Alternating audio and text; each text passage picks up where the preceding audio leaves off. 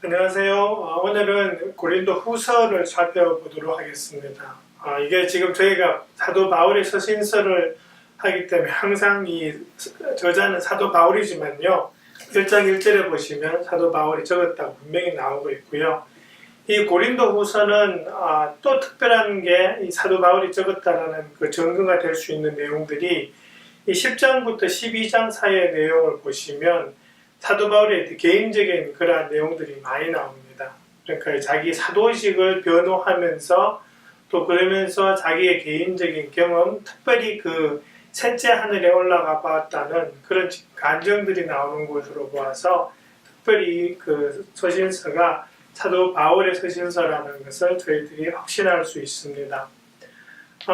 고린도 후서는 3차 전도 여행 중에 에베소를 떠나서 이 마케도니아를 여행하던 그 가운데에서 적혀졌습니다. 어떤 기록에 의하면 그 마케도니아 중에 특별히 빌립보에서 적었다라는 그런 또 추측도 가능하지만 가장 확실한 것은 그 마케도니아 지역 안에서 적었다는 그렇게 확인이 되고요. 시기는 약 한 55년경 또는 56년경이 될 것으로 생각을 합니다. 그러니까 로마서가 한 57년 정도로 저희가 추측하니까요. 로마서보다는 한 1년 정도 앞서는 그런 서신서가 되겠습니다.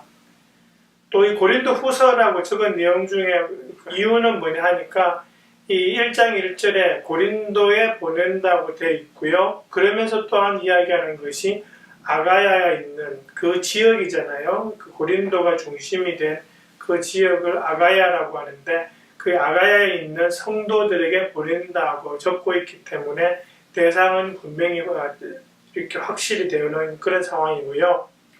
이 고린도 후서를 설명하기 위해서는 이 고린도 교회 그 당시에 있었던 그 상황을 좀 설명할 필요가 있습니다. 이 고린도 교회 안에 사도 바울을 반대하는 거짓 선지자들이 있었던 것으로 추측이 됩니다. 근데 그 사람들이 한 일이 뭐냐 하니까 사도 바울에게 불순종하도록 그렇게 성도들을 좀 이렇게 선동하고 문제를 일으키고 있지 않았나라고 이 고린도 전서와 후서의 내용들을 통해서 저희들이 추측을 할 수 있습니다. 그 상황 하에서 그 문제를 지적하면서 사도 바울이 디도를 통해서 가슴 아프게 적었다고 하던 그 2장 5절에 나오는 그 편지를 보냈습니다. 근데 그 편지에 아마 내용이 뭐냐 하니까 그렇게 그 교회에 문제를 일으키고 사도 바울에게 반대하고 있는 그 사람들을 징계하라라고 하는 그런 편지가 아니었을까 추측이 됩니다. 그러다가 이제 이 디도가 돌아와서 사도 바울에게 보고를 하는데 고린도 교회 성도들이 회개하였다라고 그렇게 이제 하는 소식을 전해줍니다. 그것이 이제 이 고린도후서 7장 6절에서 9절 사이에 나오는 내용입니다.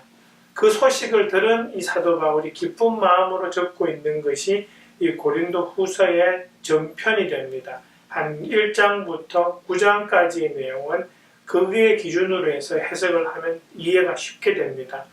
그러면서 이제 어떤 내용을 담고 있냐니까 내가 고린도에 가고자 했는데 아마 내 계획에 차질이 생길 것 같다. 그래서 그것을 좀 이해해 달라고 하는 그런 내용을 적고 있고요. 또 하나는 여러분들이 이미 그 사람들을 징계했지만 그 사람들을 이제는 용서해 주자라고 하는 용서해 줄 것을 권고하는 내용이 또 담겨 있습니다. 그것이 이제 2장 6절에서 7절 사이에 나오고요. 그렇지만은 이 10장부터 더 12장 사이에서는 또 어떤 내용이 나오냐니까 이 거짓 교사들이 완전히 고린도 교회에서 사라진 것은 아니었던 것으로 보입니다. 아직 영향력을 끼치고 있는 상황이었기 때문에 사도 바울이 그 사람들을 조심하라라는 내용과 함께 자기의 사도직의 근거에 대해서 설명을 쭉 하고 있는 내용들이 10장부터 12장까지의 내용입니다. 또 한 번 나오는 것은 그 예루살렘 교회에 있는 성도들을 위한 헌금에 대해서 사도 바울이 9장에서 언급을 하면서 이 신약에서 어떤 마음가짐으로 헌금을 해야 될 것인가를 그렇게 설명을 하고 있습니다. 그래서 크게는 그러한 4가지 목적으로 이 고린도후서가 적혔다고 보시면 맞습니다. 고린도 이 후서의 어떤 특징 중에서 제가 좀 보고 싶은 것은 이 순차적으로 한번 정리를 해드리고 싶습니다. 이 고린도 교회를 방문하고 고린도 교회에 보낸 어떤 편지들 가운데에서 사도 바울이 그 고린도 교회를 개척했던 것은 사도행전 18장에 나오는 내용으로 보아서 처음에 개척했을 때 고린도를 처음 방문합니다. 그리고 고린도 전서의 그 5장 9절에서 나오는 첫 번째 편지가 이제 보내고 그 다음에 보내는 것이 에베소에서 적은 고린도 전서가 되고요.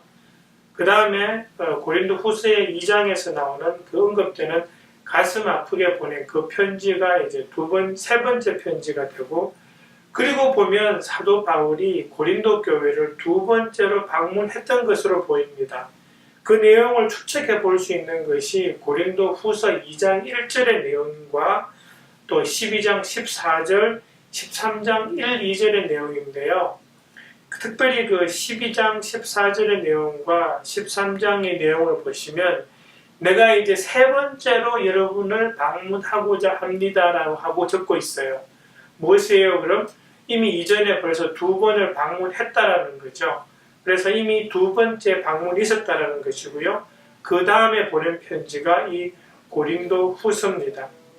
그리고 난 다음에 보시면 사도행전 20장의 내용을 보시면 사도 바울이 그리스로 갔다고 했는데 그때 아마 고린도 교회를 3번째로 방문했을 것으로 저희들이 추측을 합니다.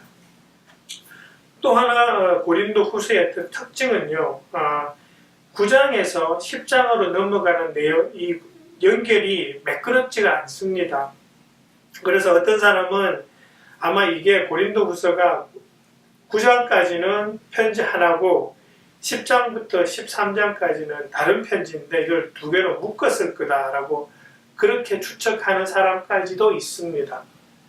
또 어떤 추측이 또 가능하냐 하니까 아마 9장까지는 처음에 한번 적었을 거고 그러다가 보내지 않고 조금 기다리는 동안에 고린도 교회에서 아직도 사도 바울을 반대하고 하는 그러한 거짓 교사들이 남아있다라는 소식을 들은 사도 바울이 그것에 대해서 언급하면서 10장부터 12장, 13장을 적었을 것이라고 추측하는 그런 견해들이 있습니다. 하여튼 그런 것들이 있다라는 것을 염두에 두시고 이걸 읽다 보면 갑자기 9장에서 10장으로 넘어가는데 그 내용이 이 내용 전개가 매끄럽지 않다라는 것을 여러분들이 느끼실 수 있을 것입니다. 그래서 고린도 후서는 구성이 어떻게 되냐니까요. 1장에 인사하고 감사하는 내용, 그 다음에 2장 11절까지는 고린도 교회와 사도 바울의 어떤 관계에 대해서 쭉 설명합니다. 내가 여러분에게 그 편지를 보냈고 그렇게 하는 관계에 대한 설명이 나오고 그 다음부터 7장까지는 어떤 내용이 나오냐니까 사도 바울이 자신의 어떤 사역을 설명을 합니다. 내가 이런 사역도 하고 하면서 사역에 대한 설명과 그 사역을 변호하는 그런 내용이 나오고요.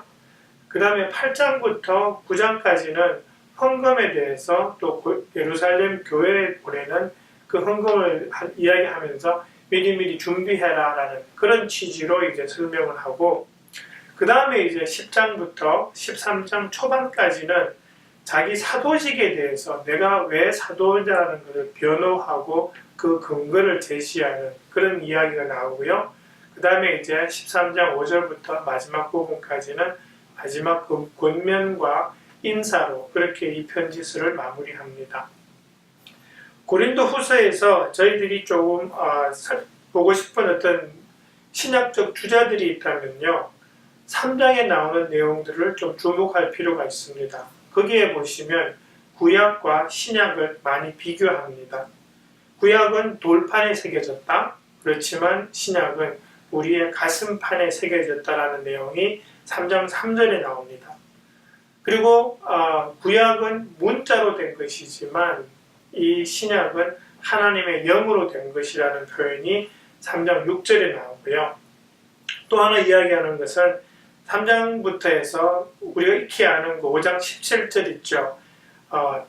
구원받으면 새롭게 된다라는 그걸 이야기하면서 우리는 어떤 존재냐 하니까 하나님의 영광을 직접 바라보면서 주님과 같은 모습으로 변화되어 가는 사람이 우리다라는 그런 모습들을 하면서 이 구약과 신약을 이렇게 쭉 비교해 가면서 궁극적으로 하고자 하는 말은 그거예요.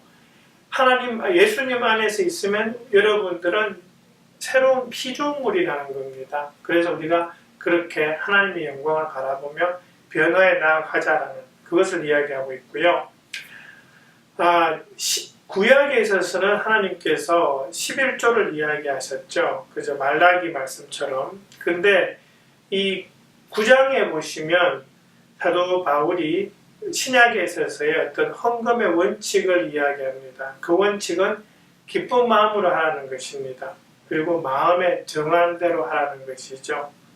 그래서 그것이 신약에서의 어떤 새로운 헌금의 원칙이 되고요. 또 우리가 한번 좀 기억해 보고 싶은 구절이 그 12장 9절의 말씀입니다. 사도 바울이 자기 몸에 있는 가시를 제거해 달라고 하나님께 간구했을 때 하나님께서 이 말씀하시죠. 내 은혜가 내게 족하다. 내 능력은 약한 데서 완전하게 된다. 그래서 우리는 하나님의 능력으로 하나님의 은혜로 살아가는 사람들입니다. 그래서 우리 안에 있는 그 약함이 문제가 되지 않는다는 거죠. 그러한 것, 이 고린도 후서에서 강조되고 있는 그런 부분이니까 우리 성경 공부 시간에 우리 목장 식구들과 함께 그렇게 한번 나누어 보시고 은혜로운 시간 가져보시길 바랍니다. 네, 감사합니다. 수고해 주세요.